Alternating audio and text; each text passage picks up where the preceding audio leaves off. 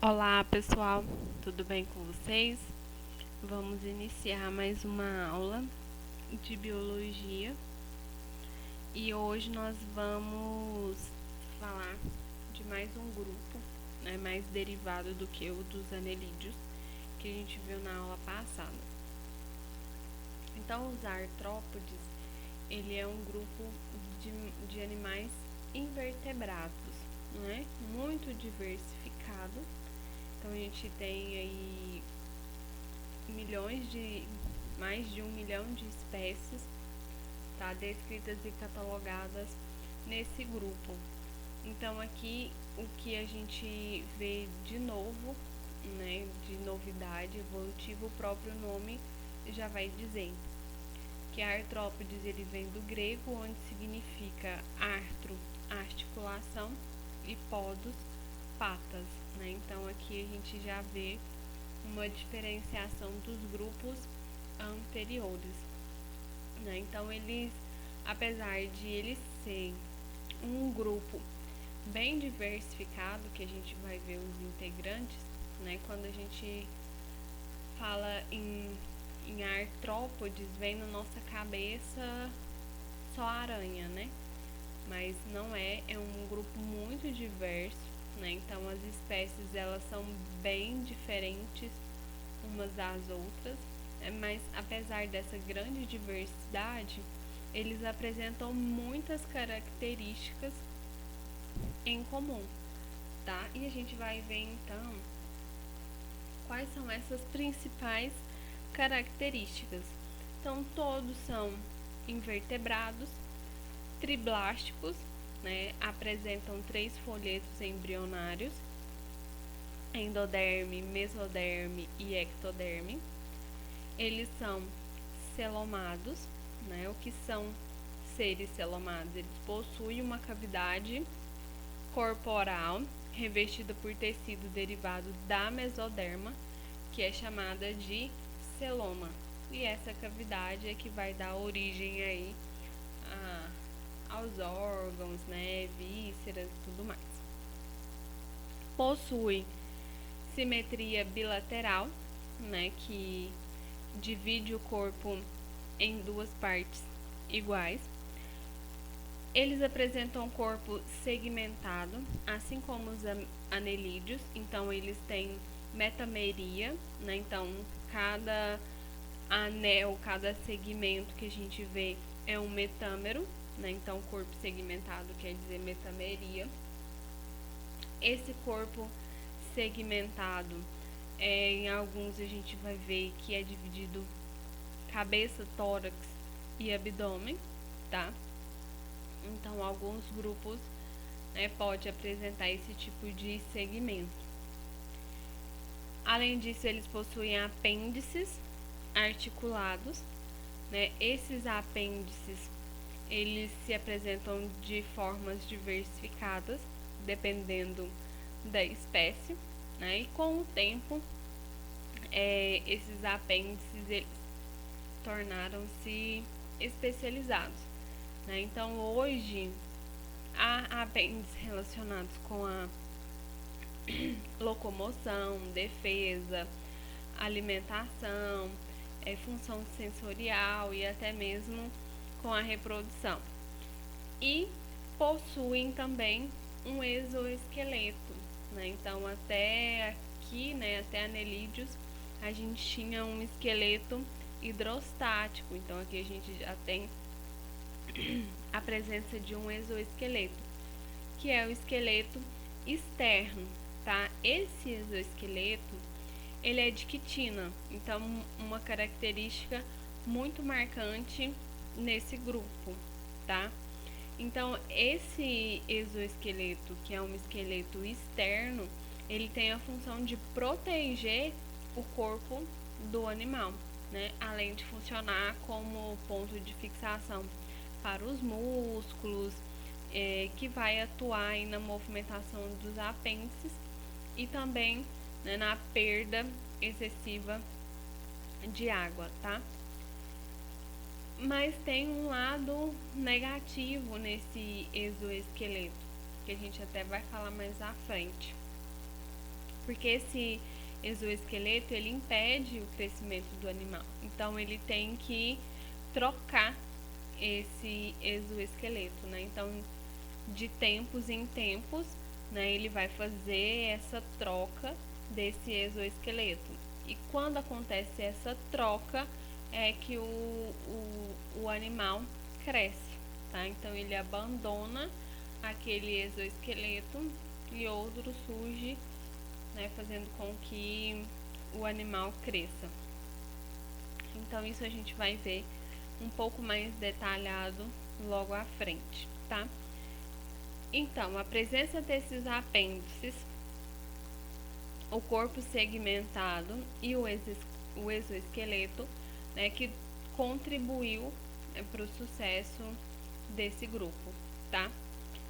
Uma outra coisa muito importante, esses indivíduos, né, esses organismos, esses animais, eles possuem uma enorme importância, né, tanto econômica quanto ecológica. Aqui a gente vai ter animais que são utilizados na alimentação, como siris, camarões e outros animais, né, que são essenciais para um controle biológico, para um equilíbrio no ecossistema, que a gente tem algumas espécies de insetos, né, que vai fazer controle biológico, outros vão polinizar, né, o ecossistema. E a gente também vai ter alguns indivíduos que vão trazer algum prejuízo para o homem, como os cupins, por exemplo, né? Além dos que são causadores de doenças, como os piolhos, os ácaros, né? E os que atuam, né, como vetores de doenças, que é o Aedes aegypti, né, que transmite malária, ou desculpa, dengue, chikungunya, zika, febre amarela. A gente tem o anófilis, que é da malária. Então, a gente vai ter aí vários, né, vetores causadores de doença nesse grupo. Mas não esquecer da importância tanto econômica quanto ecológica que esse grupo tem. Aqui a gente tem a estrutura corporal, né, de um dos grupos, que é o inseto. Então esse grupo dos artrópodes, a gente vai ver mais à frente, né, que ele apresenta mais 5 classes, tá? Que a gente vai ter os insetos, os crustáceos, os aracnídeos, tá? Então fica muito difícil a gente falar de cada estrutura corporal de cada um. Então aqui eu trouxe dos insetos, que é o grupo mais diverso que a gente tem dentro dos artrópodes, né? Que ele é o mais diversificado e que tem a maior quantidade de espécies, certo? Então, para a gente entender, eles apresentam um sistema digestório completo, né? Com boca, né? Aqui a gente está vendo as glândulas maxilares, né? Então tem boca, cabeça, olhos. Então o sistema digestório é completo, né? Então aqui a gente tem a boca, tem esôfago, né? Tem o estômago.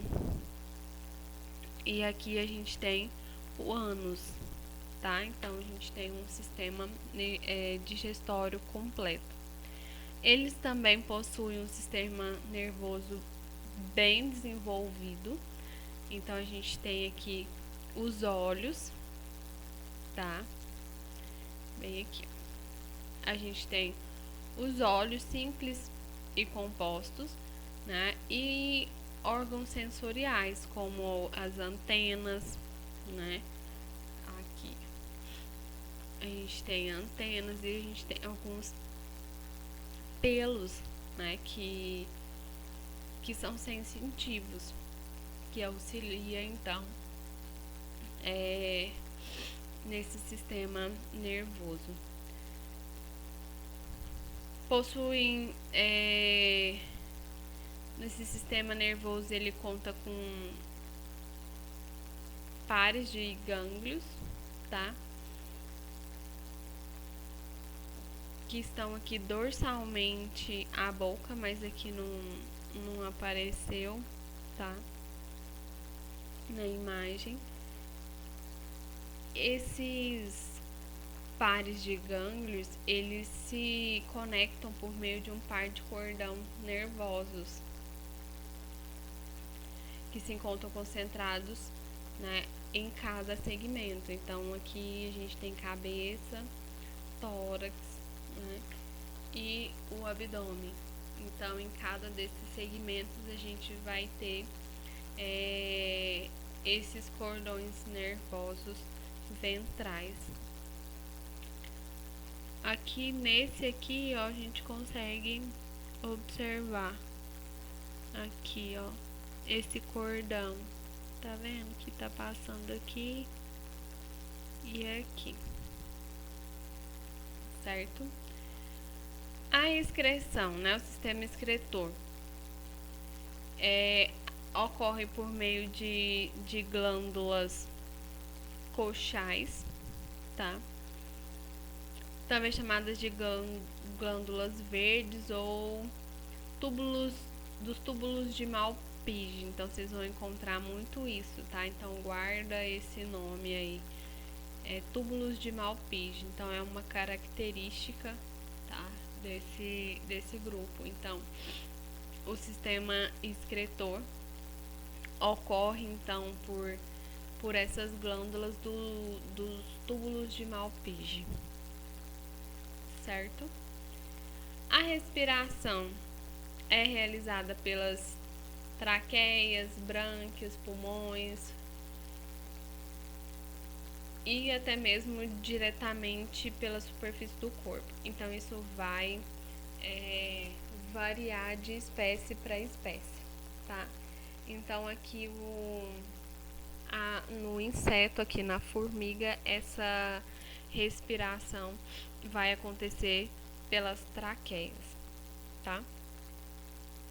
E apresentam um sistema circulatório aberto. Aqui a gente indica aqui um sistema circulatório. O que é um sistema circulatório aberto? É quando o sangue circula, ora pelos vasos, né, sanguíneos, ora por lacunas do corpo. Então, uma hora ele vai estar passando pelos vasos e a hora ele vai estar passando por dentro do corpo, né, entre os órgãos, tá? Então, por isso que fala que é um sistema circulatório aberto. Eles possuem um coração, tá? E hemoglobina, tá? Então a hemoglobina é que vai passar então aí nesse sistema circulatório, certo? Então isso aqui mais só pra gente entender mais ou menos, né, a estrutura corporal desse grupo. Lembrando que sempre se divide então cabeça, tórax e abdômen, tá ok? E o exoesqueleto? O exoesqueleto quitinoso, e que acontece a troca, né? Como eu falei para vocês, eles vão crescer a partir dessa troca desse exoesqueleto. E esse processo de troca, né, é conhecido como muda ou ecdise, tá? Então vocês podem encontrar esses dois termos, muda ou ecdise. Então é quando, né, o artrópode vai fazer a troca, né, desse exoesqueleto. Então aqui na imagem a gente está vendo uma cigarra, tá fazendo a troca desse exoesqueleto. Então aqui é o exoesqueleto, né, antigo, tá, chamado de ninfa, que ela vai sair e se libertar, e aqui é o novo exoesqueleto, tá? Então, durante a troca, né, o invertebrado, o artrópode, ele fica muito vulnerável, né, à ação de predadores, porque o exoesqueleto ainda é muito delicado. Então, esse que está surgindo aqui novo, ele ainda, né, muito delicado, ele não é muito resistente, né, então fica muito susceptível à ação de predadores, né? Então, eles têm que ter aí um cuidado muito especial, né, quando vai acontecer essa troca, né? Então, a função desse exoesqueleto é proteger o corpo, né, por ser impermeável. Então, com esse exoesqueleto foi permitido, então, esses artrópodes conquistar vários ambientes, né? A gente tem aí artrópodes no meio terrestre, outros no meio aquático, tá? Outros em ambientes mais úmidos, né? E fornece um ponto sólido e firme, né, para inserção muscular, então garantindo aí uma locomoção mais eficiente, né? Quando eles passam, né, por esse processo de equidise, né, o exoesqueleto velho é eliminado, né, e o novo é formado. Então, esse processo, né, de troca, ele é controlado pela produção de hormônios, chamado de equidisona, né, um nome meio esdrúxulo, né? Então, por intermédio da ação de enzimas, esse exoesqueleto ele se desprende da epiderme, né, em locais mais específicos, para ele ir, né, desgrudando, né? E um novo exoesqueleto começa a ser secretado. Então, à medida que um vai se soltando, o outro vai criando, né? Isso é automaticamente. Então, o animal ele abandona, né? Ele sai, como a gente está vendo aqui, ele está saindo desse exoesqueleto antigo.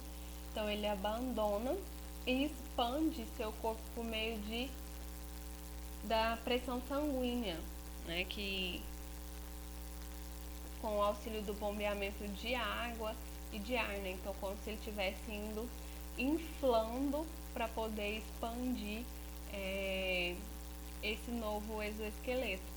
Então, quando esse novo exoesqueleto endurece, ocorre o crescimento dos tecidos do animal, né? O que é um processo contínuo. Então, a cada troca desse exoesqueleto é que o animal vai crescendo, né? Vai expandindo. Então, é um processo muito interessante. E eu deixo uma dica para vocês pesquisarem um pouco sobre a cigarra, né? Porque cai muito em prova, né, a cigarra, porque existe um mito muito grande em volta delas, né? De que elas cantam até morrer, né? Então, se vocês forem ler, se vocês forem pesquisar sobre a cigarra, vocês vão, né, ver como é interessante o processo de desenvolvimento de uma cigarra, né? O quanto tempo leva para a gente ter a formação de uma cigarra e como é curto o tempo de vida dela, né? Então, é um mito tudo isso de que ela canta até morrer, né? Não existe isso, mas eu deixo essa dica para vocês pesquisarem separadamente, até porque cai muito, né, em provas, cita-se muito a cigarra em questões de prova, tá? Então é bom a gente dar uma aprofundada. Eu não vou entrar em detalhes, porque se eu for falar de cada animal que a gente tem em cada grupo, vocês vão fazer Enem só em 2030, tá? Vamos para reprodução. A reprodução, ela é, na maioria de todos, sexuada, com sexos separados, tá? Mas também pode ocorrer a reprodução assexuada. As abelhas, por exemplo, né, elas produzem zangões por partenogênese, né? Não ocorre fecundação, né? Então a gente pode ter algumas exceções dentro dos grupos, né? Então a fecundação interna é a mais comum, né? O desenvolvimento pode ser direto, que ela não sofre metamorfose, ou o desenvolvimento pode ser indireto, né? Havendo então metamorfose, que é esse processo aqui, né? Eu tenho um adulto, ele põe os ovos, esses ovos se desenvolvem em larva, a larva em pupa, e depois de pupa eu tenho o indivíduo adulto novamente, né? Então essa fase larval, né, cuja metamorfose ela pode ser gradual ou abrupta, né? Então isso vai depender de cada espécie, né? Então isso que eu falo para vocês, a gente tem que ler e pesquisar separadamente cada espécie para a gente entender. Infelizmente, né, principalmente o Enem, detalha muito cada grupo, né? Então, por exemplo, a gente tem 5 grupos dentro dos artrópodes. Em cada grupo eu posso ter 3 espécies diferentes. E aí o Enem vai lá e pega uma dessas bem específicas, né? Então, assim, pra gente estudar todo o ciclo de vida de todas as espécies, é muito puxado. É muito puxado. Mas, infelizmente, o Enem cobra isso da gente, né? E, infelizmente, a gente não tem tempo suficiente para fazer isso, tá? Então, só pra gente conhecer, então, a classificação, né? Os grupos que são formados. Então, são 5 grupos que a gente tem, tá? Dentro dos artrópodes, são 5 classes. Então, eu tenho insetos, que é o grupo mais diverso entre todos, né? Então, são conhecidas aí 900 mil espécies só de insetos. Então, é o grupo mais diversificado dos animais, tá? De tudo, não só do grupo dos artrópodes, mas de todos, né? Então, como exemplo dos insetos, a gente tem as borboletas, besouros, joaninhas, abelhas, pulgas, libélulas, cupins, piolhos e mosquitos. Então, pensa a gente estudar o ciclo de vida de cada uma dessas espécies. É muito difícil, mas eu deixo uma dica para vocês. Leem pelo menos. Existem muitas curiosidades dentro de cada espécie.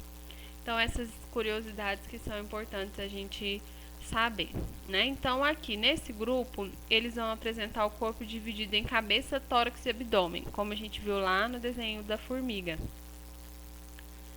né? Que eles apresentam aí o corpo dividido, cabeça, tórax e abdômen. Possui um par de antenas e 3 pares de patas no abdômen, além de asas, né? As suas peças bucais podem apresentar-se de diversas formas, dependendo de seus hábitos alimentares, tá?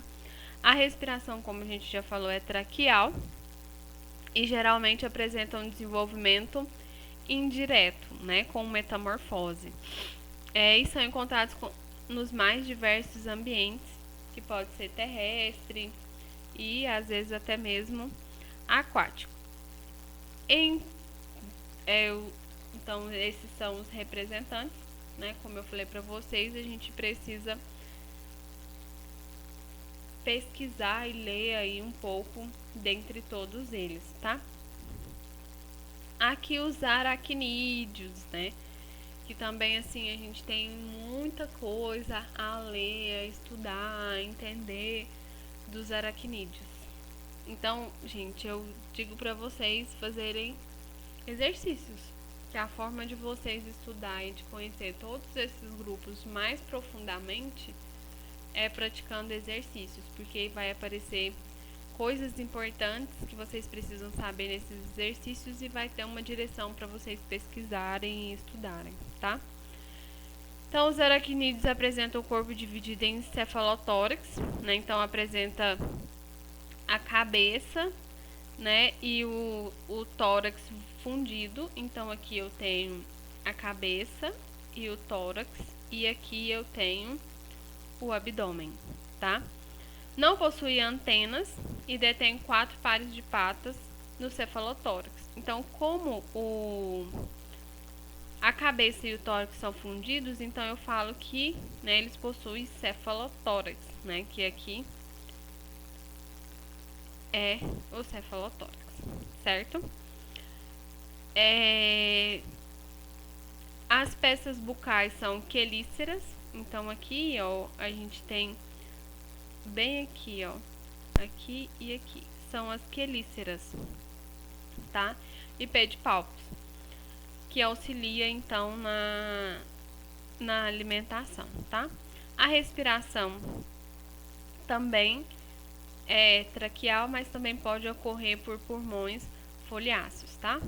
O desenvolvimento é direto, então não ocorre metamorfose, né? Não tem a fase larval, tá? Então, quando a gente fala que não ocorre metamorfose, é porque não tem a fase larval. Então, ela posta os ovos e dos ovos já se desenvolve, né, no indivíduo. Não tem aquele processo de larva e pupa, tá? Então, aqui os representantes desse grupo, a gente tem as aranhas e os escorpiões, certo? Crustáceos, tá vendo como é bem diferente, né, uma classe da outra, né? Então, o que vai assemelhar aqui? Então, são esses apêndices articulados, esse exoesqueleto, né, esse corpo segmentado em cabeça, tórax e abdômen. É isso que a gente vai unificar essas classes, né, tão diversas que a gente consegue observar. Então, os crustáceos apresentam o corpo dividido em cefalotórax, como as aranhas, né? Que é a cabeça e o tórax fundido e o abdômen. Também possuem 2 pares de antenas, né? Aqui a anteninha, tá? Um par de patas por segmento, além de mandíbulas e 2 pares de maxilípes como peças bucais, que são essas estruturazinhas aqui, ó. Então, nessa imagem aqui, eu tenho uma ostra, tá? Então, eles são encontrados principalmente em ambientes aquáticos, né?